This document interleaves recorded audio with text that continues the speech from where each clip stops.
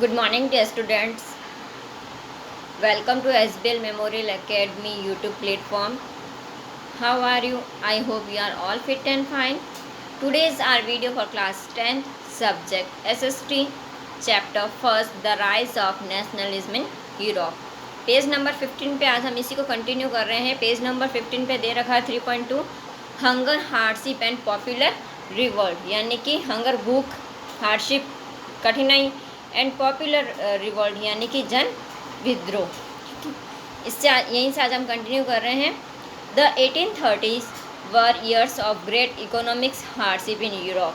The first half of the 19th century saw in enormous increase in population all over the Europe. 1830 का जो दशक था ये Europe में क्या थी, भारी कठिनाइयाँ लेकर आया था. कब? 1830 का जो समय था ये यूरोप में क्या लेकर आया था, बहुत सारी कठिनाइयाँ लेकर आया था. और 19th सेंचुरी के जो फर्स्ट हिस्सा था या 19th सेंचुरी में पूरे यूरोप में जनसंख्या में क्या हुई थी, ज़बरदस्त वृद्धि हुई थी, इंक्रीज हुई थी. क्या? Population of all over Europe. In most countries there were more seekers of jobs than employment. ज़्यादातर देशों में नौकरी ढूंढने वालों की क्या थी, बहुत बड़ी तादाद थी, यानी कि बहुत बड़ी संख्या थी. लोग क्या ढूंढ रहे थे, रोज़गार ढूंढ रहे थे. ठीक है. Population from rural areas migrate to the cities to live in our crowded slums. Population यानी कि जनसंख्या क्या थी कि ग्रामीण क्षेत्रों में क्या हो रही थी, बहुत ज़्यादा अतिरिक्त आबादी क्या हो रही थी, शहर जाकर कहाँ रह रहे थे, भीड़ से भरी गरीब बस्तियों में रहने लगी. कहाँ से, गांव से ले जाकर कहाँ रहने लगे, शहर में भीड़ में भरी भी गरीब बस्तियों में जाकर रहने लगे ज़्यादातर आबादी में से. ठीक है. फिर small producers in town were often faced with stiff competitions from imports of cheap machines made goods from England where industrialization was more advanced than on the continent. ठीक है. फिर यहाँ पर रूरल एरियाज़ यानी कि ग्रामीण इलाकों से माइग्रेट हुए और सिटीज़ में यानी कि शहरों में आए रहने के लिए. तो ये क्या हुए, ये क्या नगरों के अंदर जो छोटे छोटे व्यापार होते हैं, जो छोटे छोटे से उत्पादक करता होते हैं, मशीनों के द्वारा जो करते हैं, इन्होंने क्या किया था, इंग्लैंड से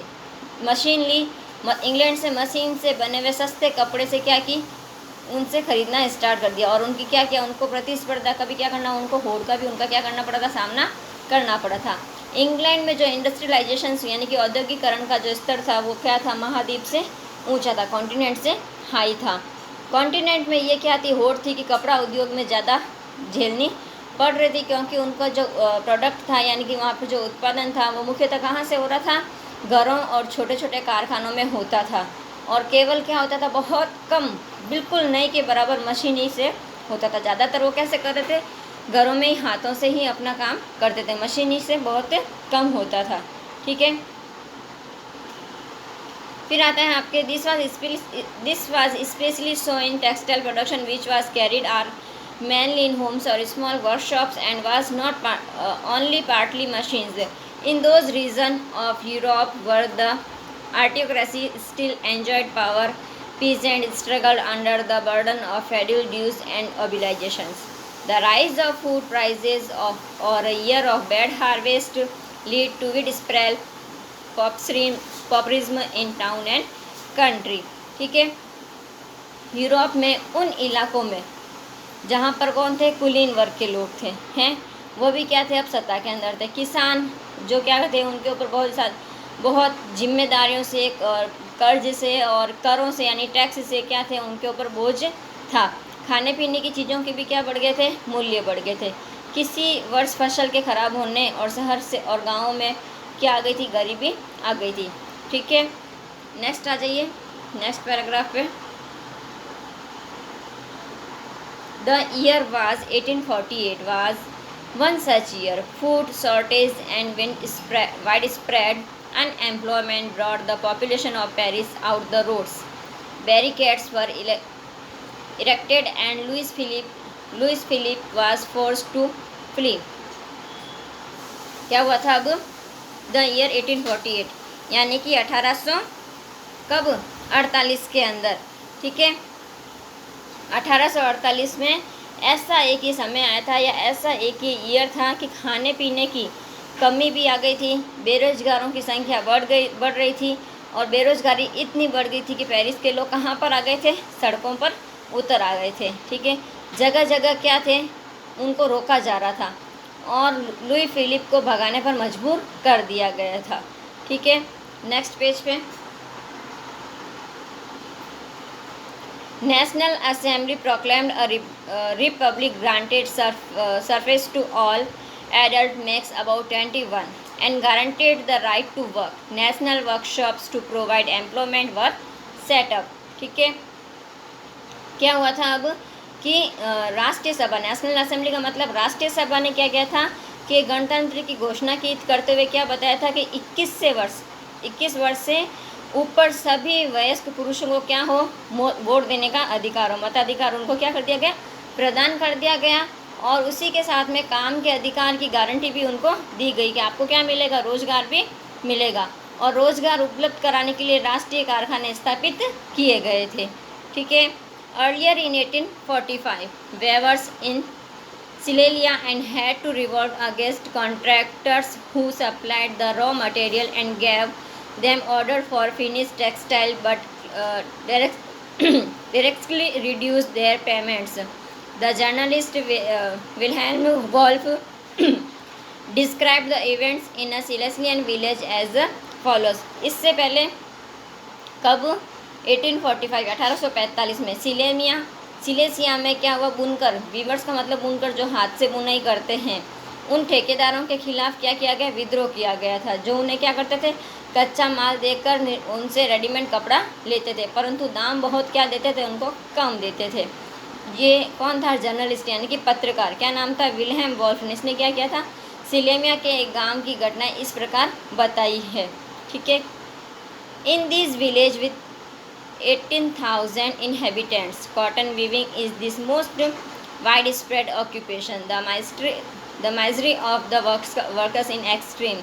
The desperate need for jobs had been taken advantage of by the contractors to reduce the price of the goods they order. कब, इस गांव में, कहाँ पर, इन दिस विलेज यानी कि इन गाँवों में जहाँ पर क्या है 18,000 इनहेबिटेंट्स यानी कि 18,000 से ज़्यादा क्या है, आबादी वाले गांव है, 18,000 से ज़्यादा वहाँ की पॉपुलेशन है।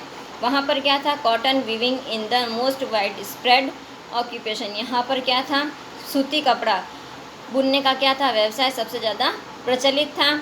और श्रमिक मजदूरों की हालत यहाँ पर क्या थी, खराब थी। काम के लिए क्या थे, बहुत बेताब थे लोग कि उनको क्या मिले, काम मिले। तो इसका फ़ायदा उठाकर ठेकेदारों ने क्या किया था कि ठेकेदारों ने माल की कीमतें गिरा दी, जो माल उनसे बनवाते थे उनकी क्या कर दी, कीमतें गिरा दी। ठीक है, on 4 June at 2 p.m. a large crowd of bears emerged from their homes and marched in Paris up to mansion of their contractor demanding higher wages. 4 जून को दोपहर में 2 बजे, ठीक है, इन व्यूअर्स ने या भारी बुनकरों ने क्या किया, एक भीड़ अपने घरों से निकाली, यानी कि सब एकजुट होकर एक साथ घरों से निकले और 2 लाइनों में चलते हुए ठेकेदारों की कहाँ तक पहुँच गए, ठेकेदारों की कोठी तक पहुँच गए और वे ज़्यादा मजदूरी की क्या कर रहे थे, मांग कर रहे थे। ठीक है, they were treated with scorn and treats alternately, उनके साथ में कैसा व्यवहार किया जाता था, घृणा यानी कि नफरत का व्यवहार किया जाता था। किन के साथ में, जो ये वर्कर्स थे, ठीक है, इनके साथ में घृणा का व्यवहार किया जाता था और उनको क्या दी जाती थी, धमकियाँ भी दी जाती थी, थ्रेट्स अल्टरनेटली यानी कि धमकियाँ भी दी जाती थी। Following this a group of them forced their way into the house, smashed its elegant window panes, furniture, porcelain. Another group broke into the storehouse and plundered its supplies of cloth, which they tore and shreds. The contractor fled with his family to a neighboring village, which, however, refused to shelter such a person. He returned 24 hours later, having requisitioned the army. In the exchange that followed, 11 beavers were shot.